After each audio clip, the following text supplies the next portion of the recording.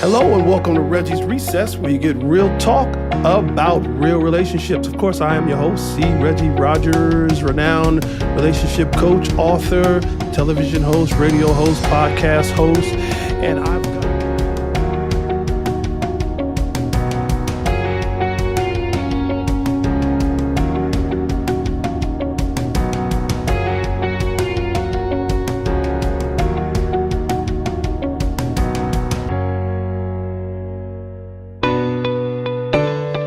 I consider myself a singles empowerment coach. Now, when I say singles empowerment coach, my objective is to literally teach singles or empower singles what it means to become the one so that they attract.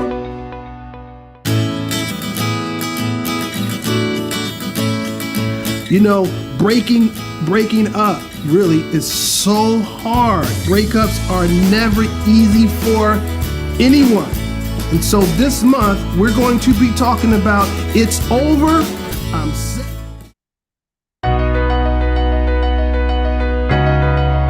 So that was the thing that drew me to you, and I wanted to get some advice, some wisdom from you in regards to this dating process. Yes. I want to talk about it.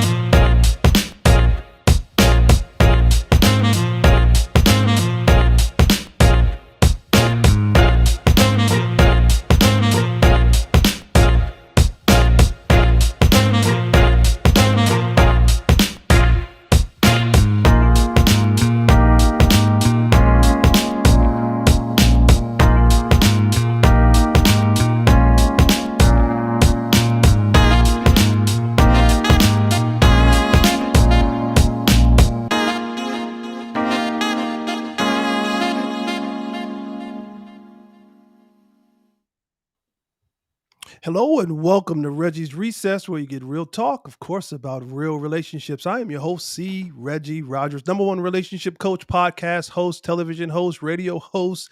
I try to do it all. This month, I've got an interesting topic. We've been talking about it, and I got a guest on. I got to get her up. She's next in the batter's box. I got to get her on. But we've been talking about dating, but the pros and cons of dating from an interracial perspective. So my question is, are you dating someone of a different race? Have you considered some challenges that might come with interracial dating? Though you may be attracted to that person, though there may be an attraction, there are some pros, there are some cons. A couple that is embarking upon an interracial partnership must prepare themselves for some curious stares. People are going to stare at you. So my guest right now, I'm going to get her on because she's en route, but I'm glad to have her. She's a law attorney. She's a lawyer, a JD. And right now, she helps small businesses. She's a consultant to small businesses. And of course, she's on her way in between clients. So, Viki, do I have you? Are you there? Are you there, Viki? Can you hear me? Yes, I'm I here. can hear you, Viki. We got to make use of our time. I'm so glad you took time to talk to me. And I want you to set this show up because I wanted to get it from a Caucasian perspective. I know you're Italian, but I wanted to get that perspective from you. And I have another guest who's going to come. She's African American. We're going to get her perspective. So, Viki, what's the pros and cons of dating interracially? Well, dating interracially, the pros would be the same pro that you would find in any real relationship if you're compatible and you have an understanding and you are attracted to each other and all of the normal things. But the cons are that culturally, sometimes your cultural differences will just smack you in the face, and it almost makes it, even if you get along, an extra hurdle to overcome in the relationship. Let's talk about that. How does it smack you in the face? Because, I think culture plays a a huge role in that when we come from two different backgrounds, two different perspectives, two different belief systems, two different truths. I mean, there are so many things that we come up, believing that the other family may not believe. How does that smack you in the face? Well, do you want to know how it smacked me in the face? Let's hear it. Okay. About 6 years ago, I met an Iranian Muslim who had been in the country for 6 years. He was a medical doctor, so he could get his green card, but he opted not to because he didn't feel like he wanted to be an American citizen. However, he wanted to learn the American culture, so we started dating and we immediately clicked. He would always say culturally, I wasn't what he would consider a typical American woman. And I honestly would say he wasn't what I would consider a typical American man. And that's why it worked. But in the end of the relationship, what happened was his family was very upset that this Muslim Iranian man who was 7 years younger than me was dating a criminal defense American woman that had a dog and ate bacon. I So, ate bacon. Go ahead. right, right.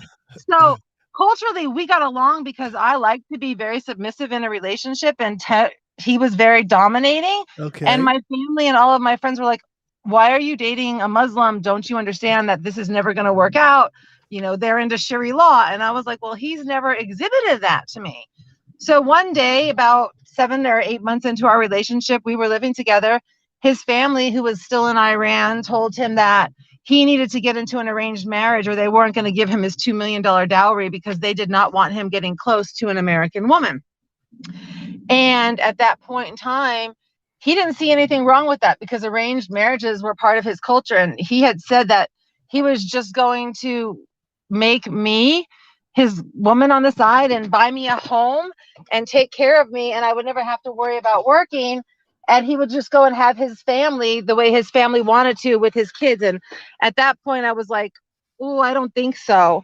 And they even went so far as having him go to Iran and doing like a ritual where there was an animal killed to try and rid him of this woman. So when he got back, I had told him that it was over. And obviously he didn't take it very well. But that's, I think, cultural differences smacking you straight in your face because we got along to this day. We are good friends and would still get along with our relationship goals and the way we see things, except the big picture that I wouldn't want to be the woman on the side being taken care of.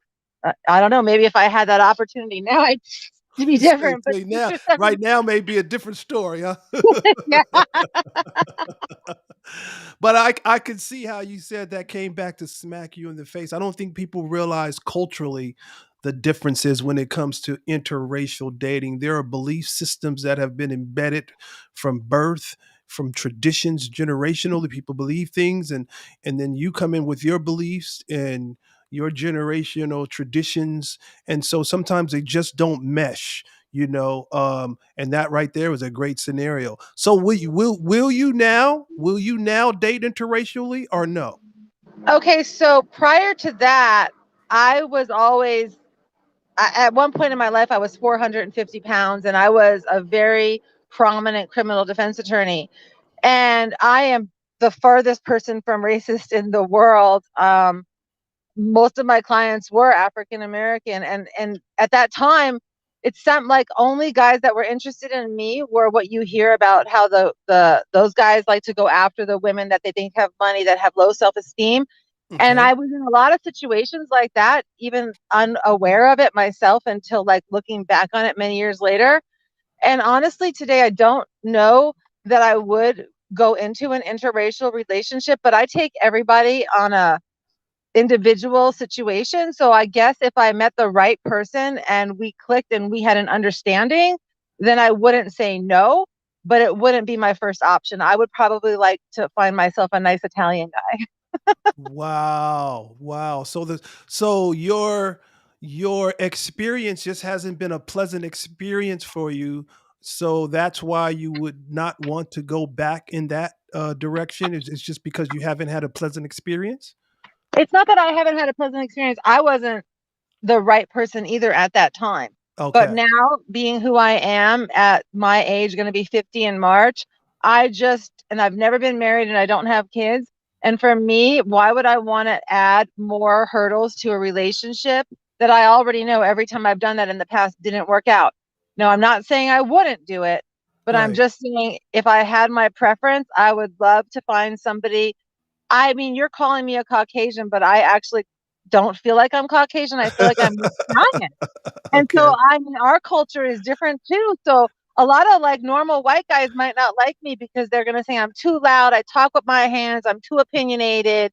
And that's the classic traits of an Italian. So at least somebody that is from my culture or that sort of area of the world understands me a little bit more, and it's less to overcome in a relationship. Relationships are hard enough.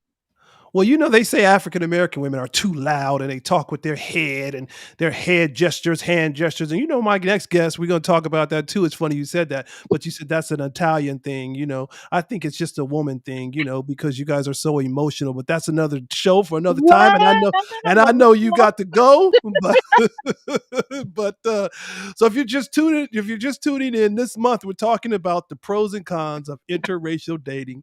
And so my guest has been Viki Greco. She's a lawyer, JD. She helps small businesses. She's a consultant for small businesses. She helps takes them to the next level. So Viki, before you go, if people want to find you, how can people find you?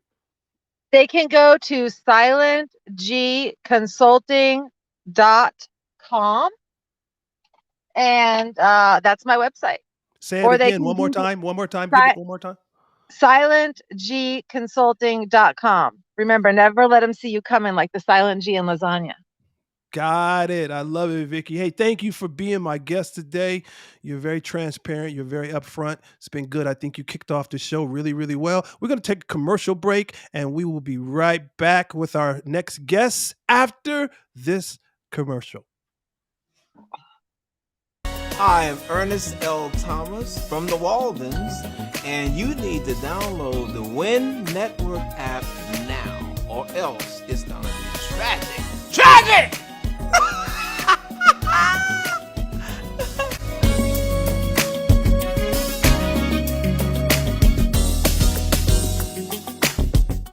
We're right. We are right back. Hello, everybody. We are back. I got my next guest, my exciting guest, my sister, Nicole. So, Vicky, thank you. If you're just tuning in, we're talking about the pros and cons of interracial dating. Vicky kicked off the show. She's an attorney, practicing lawyer, JD. And so, thank you, Vicky Greco, for getting us kicked off. Great show. Well, the pros and cons of interracial dating. I got Nicole Ivory Thomas. You sound famous. you sound you sound really famous, Nicole Ivory Thomas. That just sounds like somebody who. Can I get your autograph? What's the deal? I'll give it.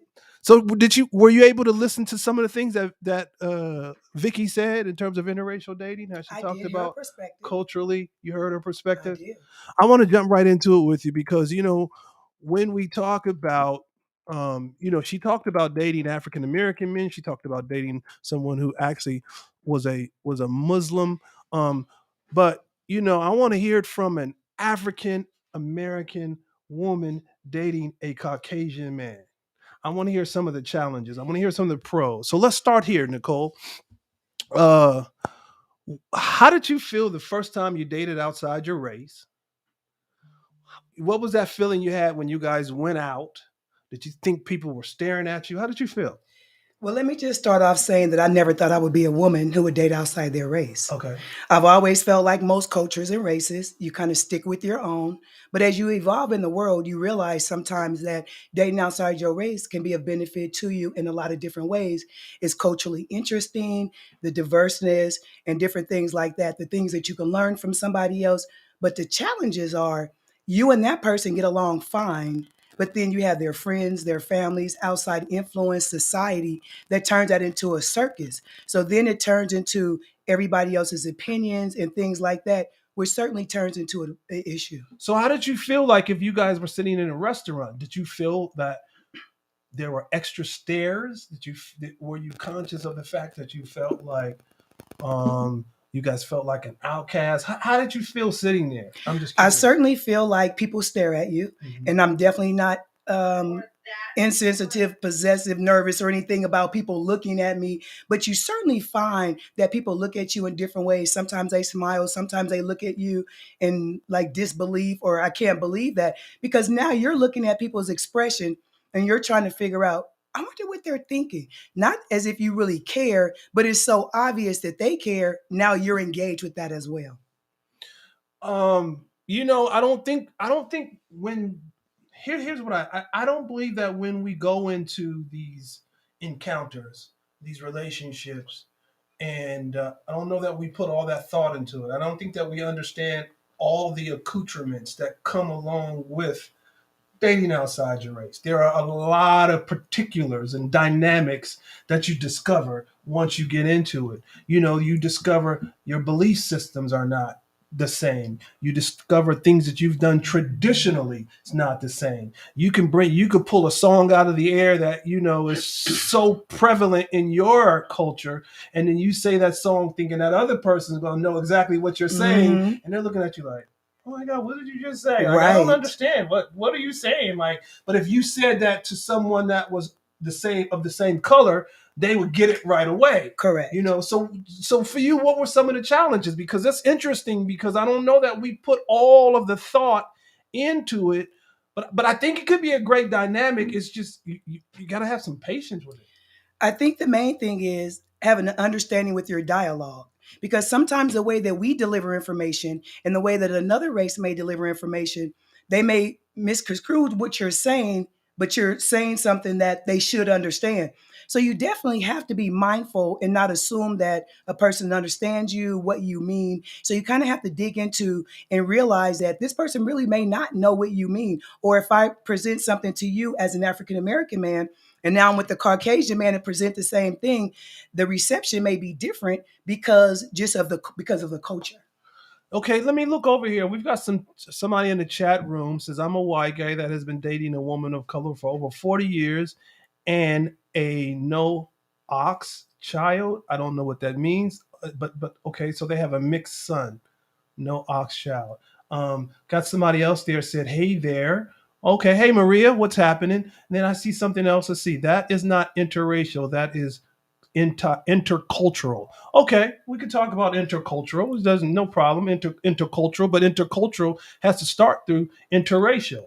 In order to become intercultural, you have to have an interracial encounter. So there is a difference, and I agree with you. There is a difference how the world works at a Middle Eastern with a Caucasian person versus a African American or African with a Caucasian person. Two totally different subjects. It could be two totally different subjects, but one is a launching pad for the other. So we'll use that as the launching pad, because right now we're talking about interracial.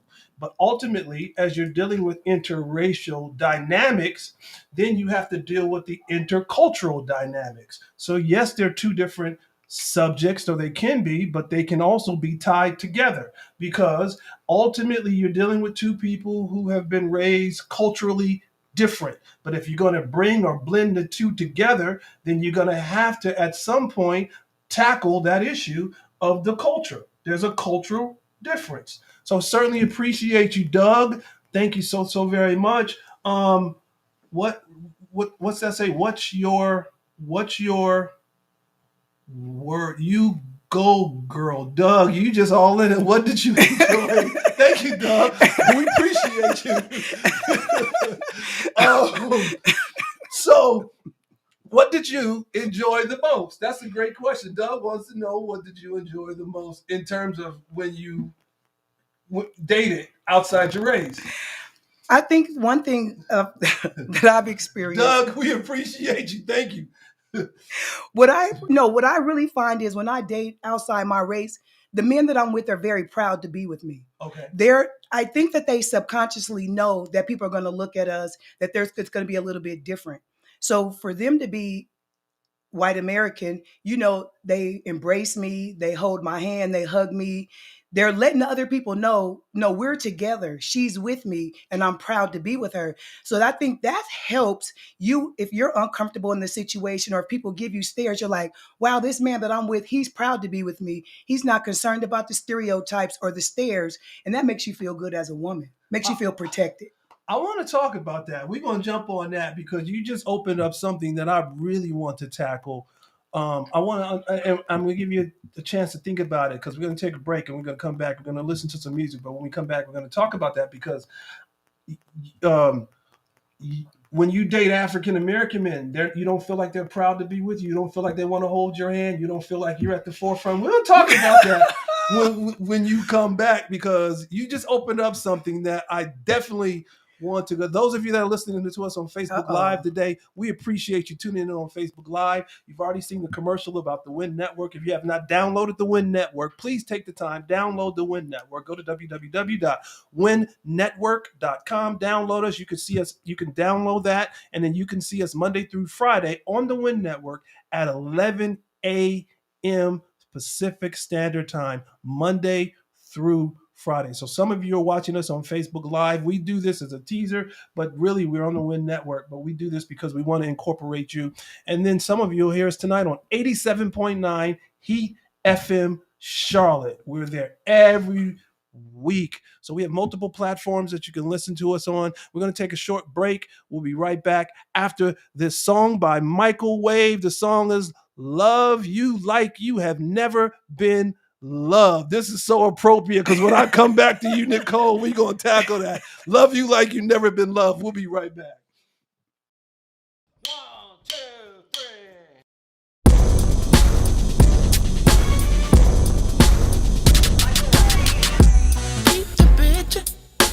This could be me and you.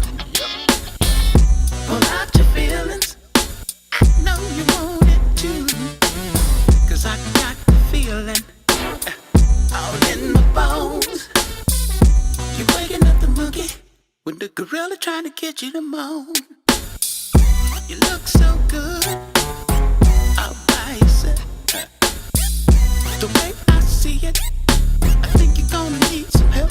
And then we pop, go, the weasel, 'cause the weasel go pop. We can go pop. Fine, baby. Give me all you got. We can go pop.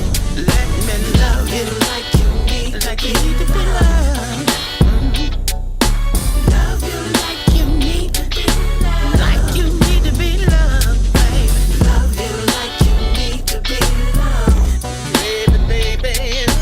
Love you like you need to be loved. Don't fight the feeling deep in your soul. Check my record. I just wanna let you know you need to fall back. Check yourself. Ooh, let it go. I don't mean to repeat myself, but that's just the way it goes. Oh, baby, baby, pop goes the weasel, 'cause the weasel go pop. We can go pop. Fine, baby. Give me all you got. Let me love you. Love you like you need to be loved. All of my love to you. Love you like you need to be loved. Like you need to be loved. I know you need love it. You like you need to be loved. You want it, baby.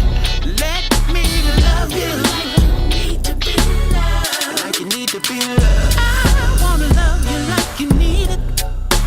All like love. I wanna make this thing legit. Ooh. Your deal. Baby, baby's the queen of my throne. There's no reason to be alone. I need you to get ready. What you thinking is still unknown. Catching feelings, it ain't so wrong. I need you to get ready. I will be everything you want me to be. I'll get everything you need. Loving you and you loving me. I'm giving you love like you need to be. Really want to. I really want to. Love you like you need to be loved. Like you need to be loved. Slowly. Love you like you need to be loved. Gently. Love you like you need to be loved. You need to be. You meant to be loved. Love you like you need to be loved. Baby, let me love you. Love you like you need to be loved. Love you like you need to be loved.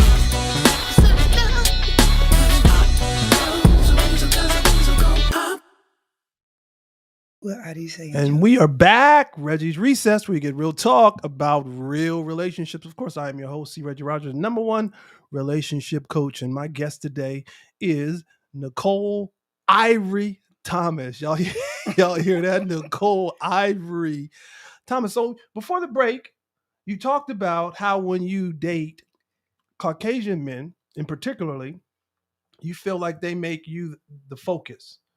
They're not ashamed to hold your hand. They're not ashamed to let people know that you guys are together. My question to you is that not the same case? Is that not the same scenario that you get when you date African American men?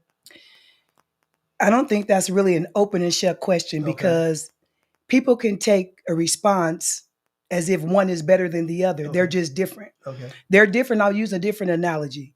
Let's say you're accustomed to eating chocolate ice cream every day. Okay. And then you decide to try Rocky Road. Okay. You're going to be excited about the Rocky Road because it's a new flavor, it's adventurous, it's it's something that you've never really had before. So when you have it, it's just more exciting. So one is not necessarily better than the other. So I think that dating my own race, we're just used to doing that. It's familiar, it's normal. So going outside the norm is, I think, where the excitement comes in at. But then you may have others who may not want to try the Rocky Road because they're so accustomed to chocolate. Because some people are not so apt to change. Some people resist change. So when it comes to changing, people don't like change. Although change is inevitable in so many other areas, but when it comes to changing certain things, people don't. So when you changed because you accepted the Rocky Road and you were able to get away from the chocolate, um, I want to know, like, what was going through your mind though? What were you ultimately thinking? Were you thinking somebody's going to see me? Do I want somebody to see me? I might run into somebody that I know. Do I want somebody to see me with someone else? What were some of the things that you were thinking? Really, the main thing I was thinking about was prejudice. Okay. I really didn't really think about my friends or family or things like that, because if people care about you, they're going to respect you and what your decisions are. Of course, they're going to ask questions about it and be concerned how you ended up where you are. But that's not who you're concerned about. It's just the feeling of being respected and treated as an individual. And you just want that. But that's just not how it happens. So I just think that understanding the person understands your perspective and you guys understand each other. Because if you have a solid foundation, in my mind, with this person from another race, I think that when the road gets a little rocky, you're probably able to withstand it because you've already addressed these issues. See, I go straight in with these issues because they're like elephants in the room and people want to act like that they don't exist, but that's not the case. So I'll have a direct conversation with a person outside my race and say, hey, am I the first person that you've dated outside your race? How does that look for you? I'm really more concerned about them because they're going to have more of an issue because it's not per se normal for whites to really be with somebody black. Blacks, we're not like that. We weren't raised that something is wrong with people that are white. That's not how we were raised as African Americans, right? We were raised that you treat people with respect, dignity, pride. They treat you that way. It's reciprocal. Well, I just believe that, and this could be wrong, and this also could be a fight. I think that people from white races are taught that we're inferior to them, we're not as good as they are, and different things like that. So I think that also hinders people from wanting to take the step to go outside the race because of all the notions that we've been planted in our heads. So did that ever come across though when you dated interracially, that superior inferior mentality mindset? Did that come across? Did you ever feel that this person wanted you to know that they were more superior and you were the inferior one? No, I don't necessarily think so. When you're dating interracially, that particular person that you're dating, that's really not the person that you're concerned about. You're concerned about his embedded beliefs and what other people are going to believe. So, for example, you have conversations that are typical. Oh, I just noticed something on the news that might have been interracial. Then you kind of get their perspective because you're not bringing race into it. So dialogues like that is what brings out what's in people. So then now you can open up a dialogue and see what this person is really thinking. So sometimes you now uncover things that are hidden because what they tend to do is, white men, if you will, they tend to need to justify, oh my God, you're so articulate. Okay, so right there. Do you feel like you had to change how you articulated what your thoughts were in order to get your point across? And did you feel like if you were in a black on black relationship, you wouldn't have had to change the way you articulated? You could have just hit it straight. Did you feel like that you had to do that? I think it depends on the topic that you're having. Okay. I think that if we're having a topic about business, professional, different things like that. I think you guys are on an even playing field because you generally have the same thought processes associated with certain things.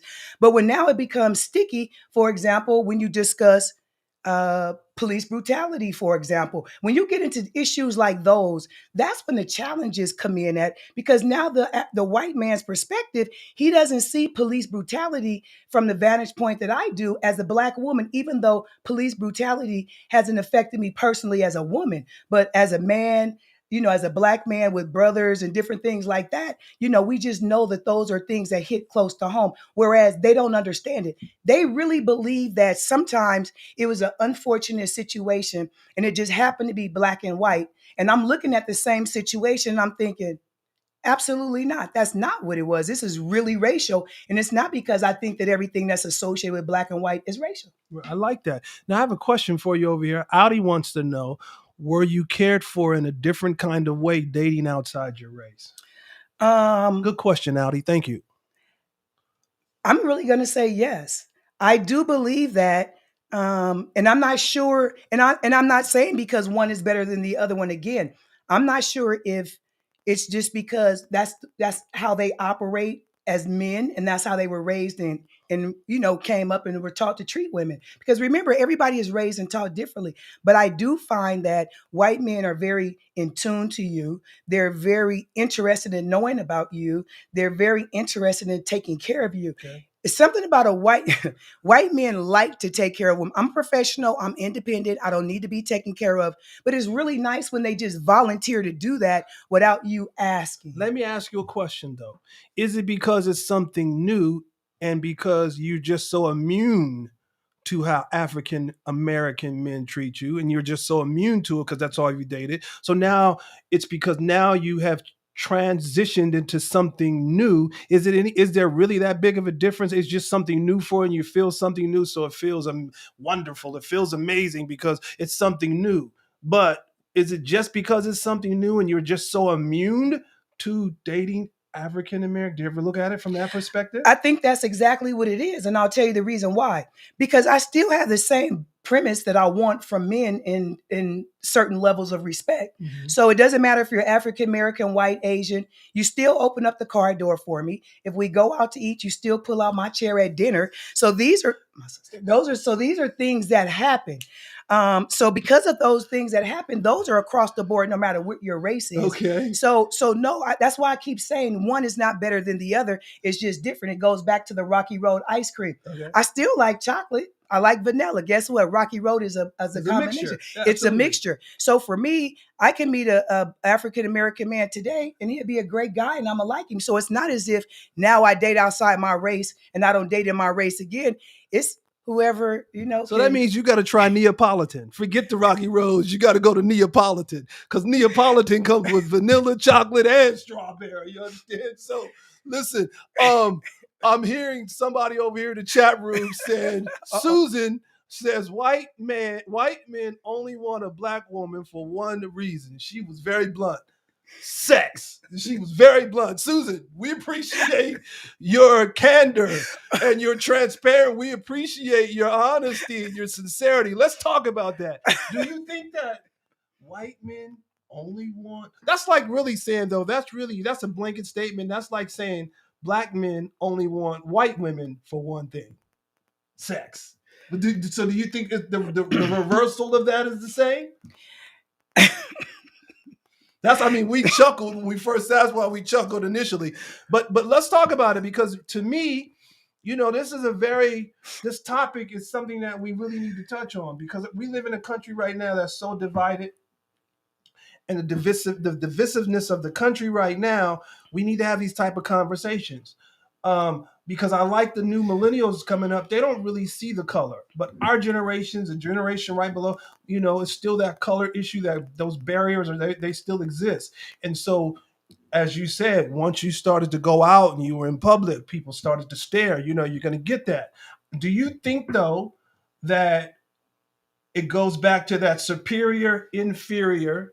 This white man sees a good-looking black woman, and so because of his already his superior mentality mindset that he already operates from, that premise, so now he wants to conquer this African American woman because he already feels according to that superior inferior. So he really just wants to see if he can have sex with her. Do you think that is the case?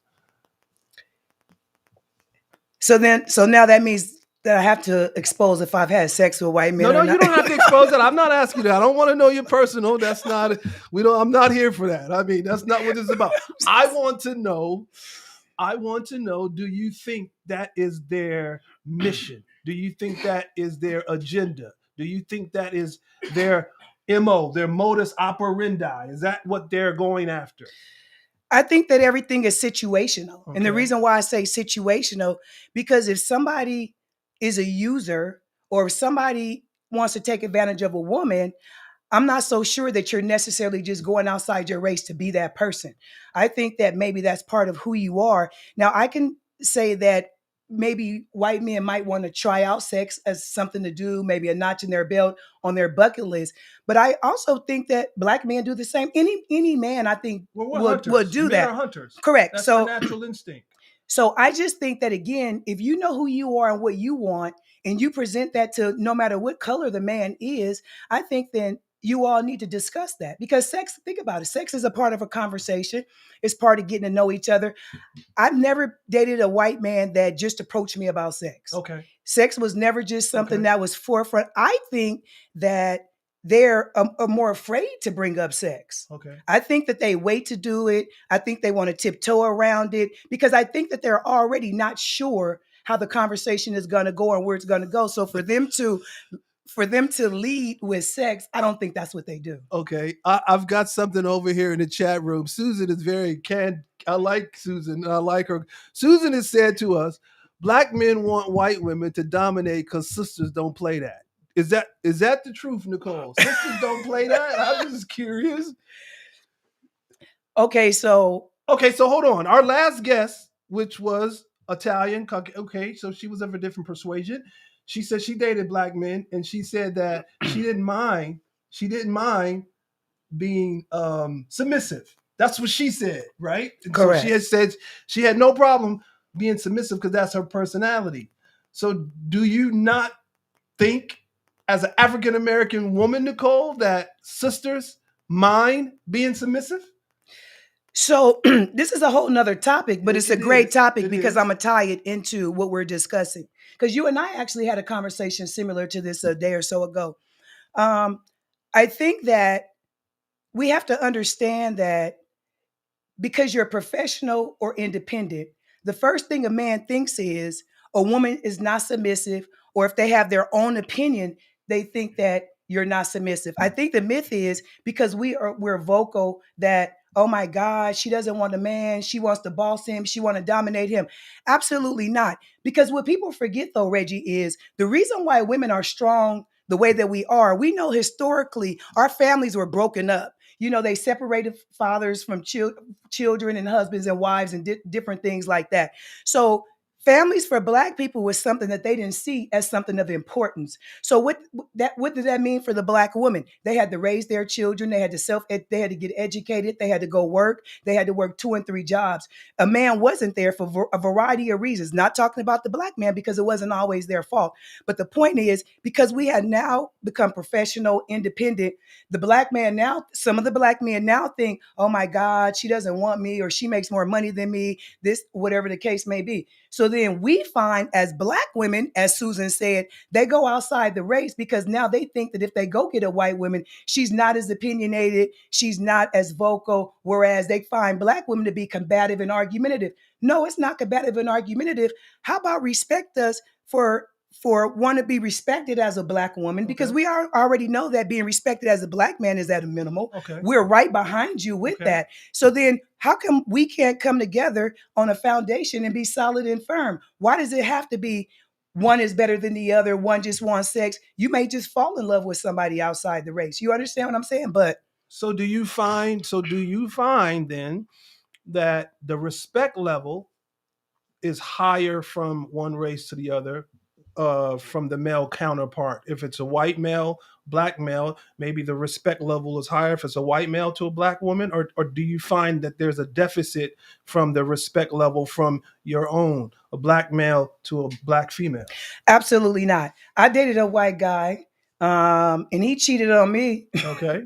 And it turned into an entire situation. Okay. And the situation that I was in made me feel like I was back into a situation with a man of color. So my point is, it's not even about the color, because it's about character, integrity, what they believe their beliefs are, was right, was wrong for them. Okay. Because in the end, a person is still a person. They just happen to be of a different race. Because if a man decides he wants to cheat on a woman, it doesn't matter. I don't think that he looks at her and says, I'm with a black woman and I'm going to cheat on her because I'm white and she's black. As you say, men are hunters. I don't think it has anything to do with color, right? Okay. So if you're on a hunt, does it really matter? I don't know. Why don't you answer that? Well, it's interesting because, there are so many layers to what we're talking about as a whole. I had 2 Filipino women on last week. We had the same conversation. The level didn't raise to where we are now in terms of this level. I think Viki started us off really good with the show, but the decibels of how the volume of the conversation is so different today than it was last week. In their world, everything was just peachy keen. The transition from meeting one to the other was just so lovely and so adorable. It was just amazing for them. So we're really talking about issues that was so different than what they talked about. The dynamics, the nuances was just something that was, last week you was just, oh my God, this is just awesome. It's just been the most amazing thing I've ever did. I'm so glad I did this. Oh my God, I was just so embraced by their family. Their family never looked at me. And now we're hearing something different. Correct. That's why I wanted to bring different nationalities, different ethnicities on, so that we can hear from multiple layers, multiple perspectives, because everybody experiences it in a different way. And Right. so our volume today is definitely a little louder. But you were asking, your question to me was about me being a hunter. What's your question? Well, basically, when we were talking about like why different, is it different, the level of respect and different things like that. Again, I don't think it has anything to do with race. I think that if you're a man and you're with a woman and you're interested in something else and it may be outside the race, there's no difference, right? You're just a man who wants a different woman. So does it matter that if the man is a hunter and hunt for another woman and say has an infidelity issue?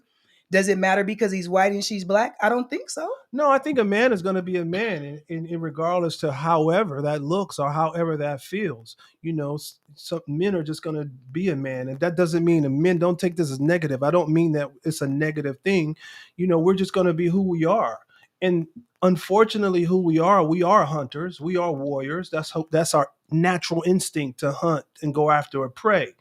But a real man will also too understand, though, when he finds the one, he's going to treat her as the one, and he's not going to be looking all over the place too. But that comes with time, that comes with maturity, that comes with understanding.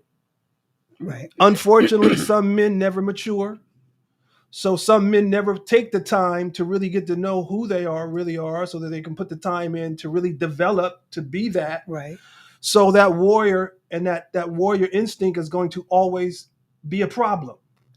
Because if you don't do the work, it's going to always be a problem. It's not until you determine that you're going to take the time to put in the time to actually do the work. And if you don't do the work, you're going to always find yourself in a deficit. This is really good, Nicole. I got to take a break though. I want to talk about an event, Sexy, Classy, Badassy. I want to take a break.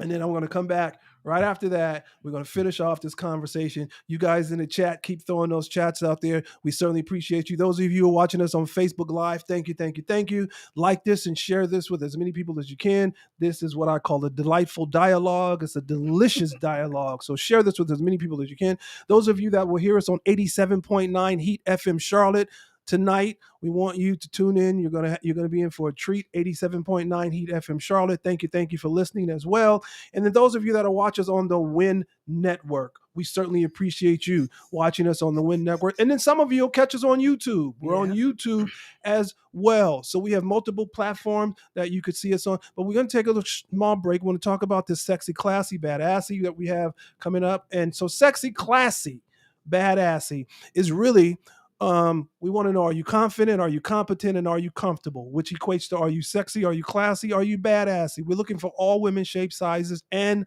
colors. And we have a big announcement that we're going to make in regards to sexy, classy, badassy. So stay tuned. You can follow me on my Facebook page. You'll get that information, but also you can go to sexy, classy, and badassy.com. Go to sexy, classy, and badassy. We're looking for women 35 to 65 years young. Small registration, but you can go to sexy, classy, and badassy, and you can get all the information there in regards to you being one of those confident, competent, and comfortable ladies that is sexy, classy, and badassy. So, Nicole, we've talked about so much. I feel like we've hit on a lot of layers. I feel like we've said something, that others would like to say. Communication is key. I agree. That's one of the things that said communication is key. So here's how I look at communication in a relation. Communication is universal. So you have to be able to formulate your thoughts in a way that you can articulate your words where that is received.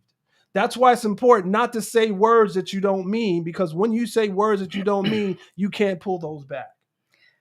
I find that, so I'm in sales, of course, and I communicate a lot. Yeah. So sometimes personally, when I communicate, people take my communication out of context. Okay. And they think that I mean something because of my delivery. I just happen to have a strong delivery. It's not a dominant delivery. I'm not taking away from the manhood. I'm not taking away from it. But I'm just a person who has my own thoughts and my own opinion. And because I have my own thoughts and opinion, people sometimes take that as being combative, or I want to be argumentative. And that's absolutely not the case. And I think that goes back to African American women who are strong, independent, professional. That's the first jacket that's always put on us. And I just think it's so unfair, because you should want a woman that's able to express her views and points if it's not the same as yours. We can agree to disagree, or we could come to a common ground and we could just move on, like politics and religion, right? Okay. Certain topics are that. But I just think that instead of men understanding the woman that they're dealing with, they immediately form in their mind that, oh, she's argumentative. She wants to argue. She wants to fight. No, take time to understand how that person communicates. If you don't know how a person communicates, the assumption that you have is generally wrong. I think, but I think there, and I'm going to say this. I want to give kudos to the black women, because I think black women, you guys rock. So let me, if you're watching and you are African American, you rock as a lady. Let me just say that I'm giving you your kudos. And the reason I say that is because I think that there is a stigma that has been attached to a lot of African American, as you guys have been having attitude problems. Correct. Being loud, being boisterous, and just, having these issues with the world for no reason. Well, I want to share that it's not that it's no reason. I feel like, as African American men, we have not always played our role. We have not always done our part.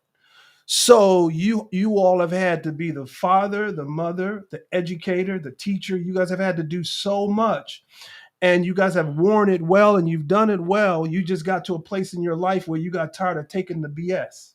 Correct. So you don't want to take the BS anymore, so you don't.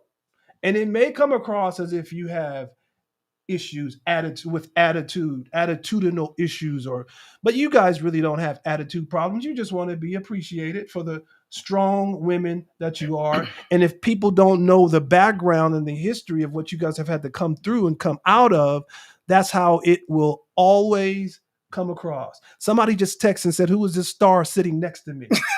So I will get her autograph for you.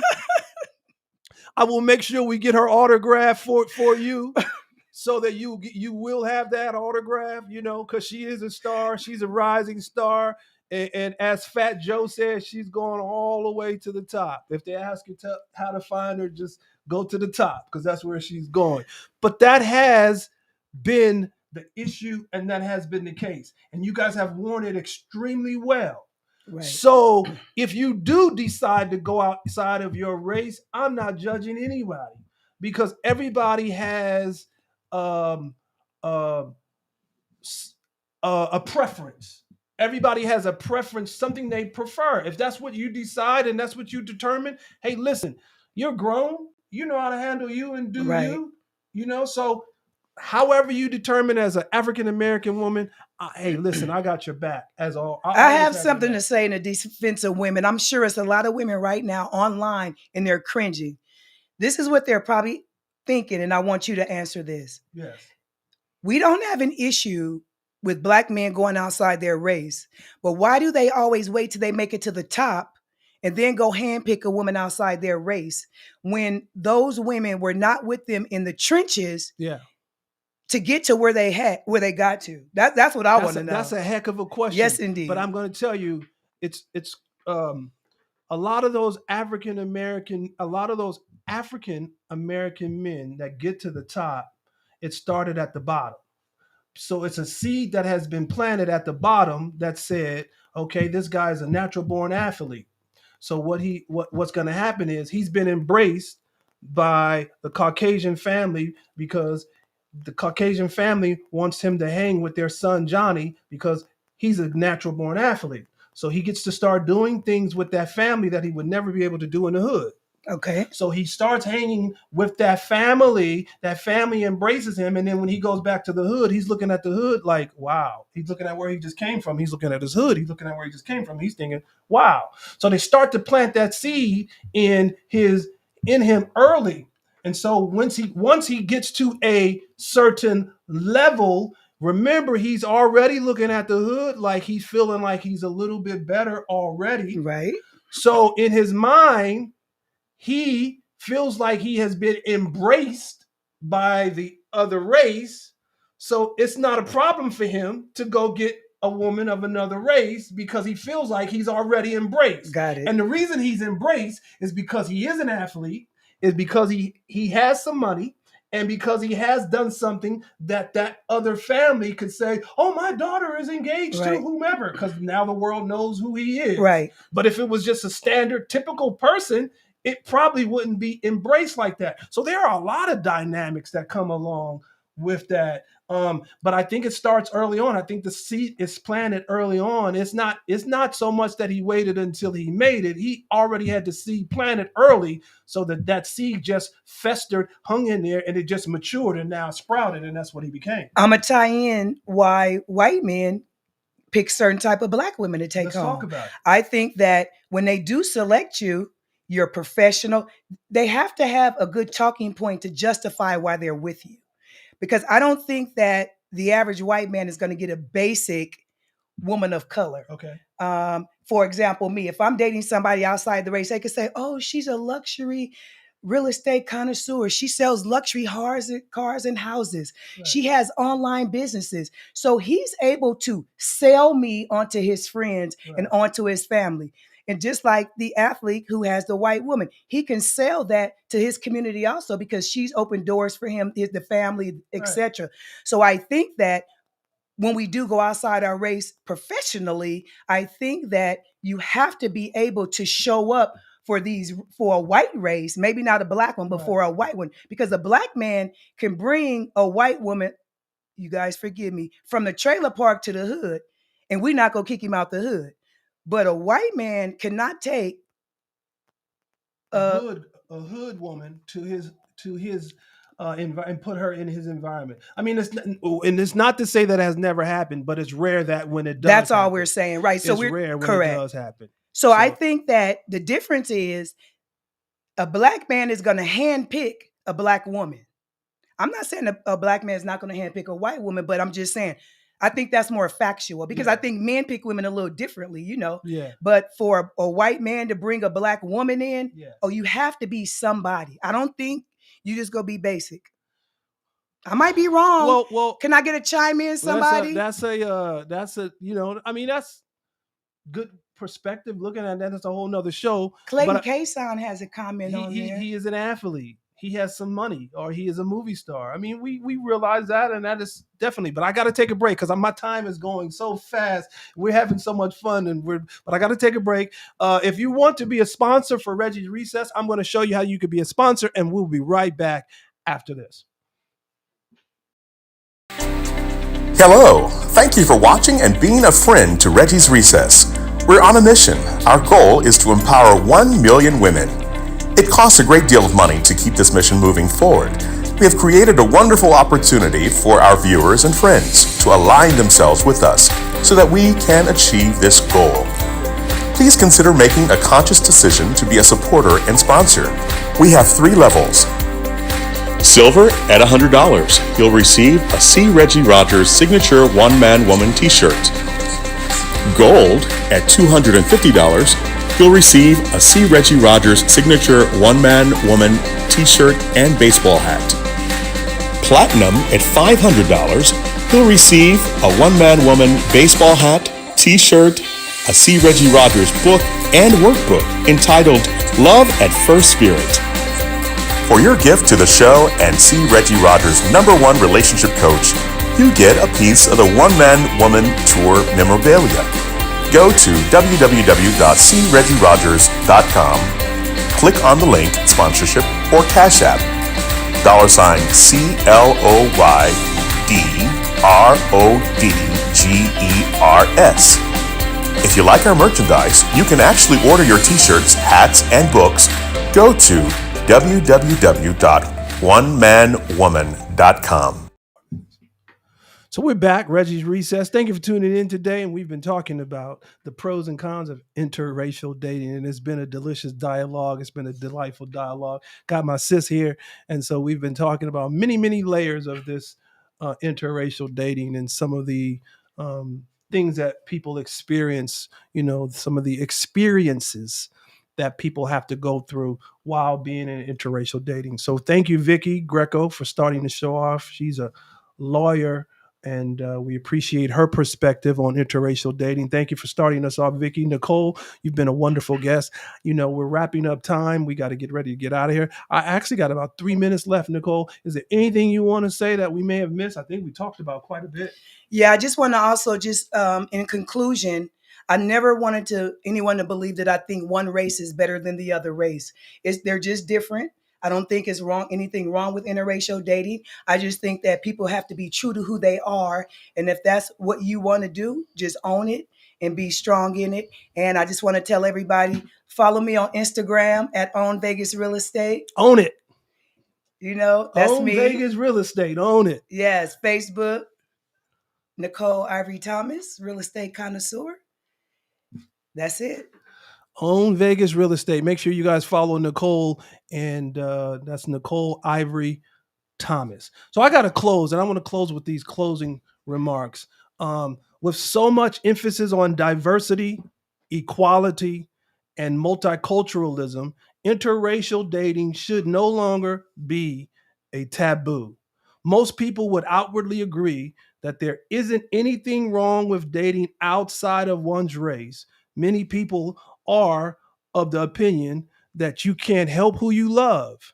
Many people that have love for another are able to see past any differences that they may have. Let me send some shout outs. I got to send some shout out to my super producer, Steven Sebo. This is another Action Shot production. Thank you, Steven, for making us look good. Thank you, Steven, for making us sound good, because when we look good and sound good, we feel good, and we certainly feel good. Thank you for making a shining superstar over here look like a movie star, which that she is. Thank you, Steven. We certainly appreciate it. So listen, if you're in the market for video, you're in the market for movie, documentary, make sure you look up Action Shot Productions. And if you want more Reggie, you can catch me every day, Monday through Friday on the Worldwide Jazz Network. I am on the morning show, 6 a.m. to 12 noon on Worldwide Jazz Radio. You'll catch Reggie's Recess Monday through Friday. We've got to go. It's been real. It's been fun. Yes, you get real talk about real relationships. This has been another Reggie's Recess. We will be back with another exciting show. You guys have a great rest of the day. Have a great day.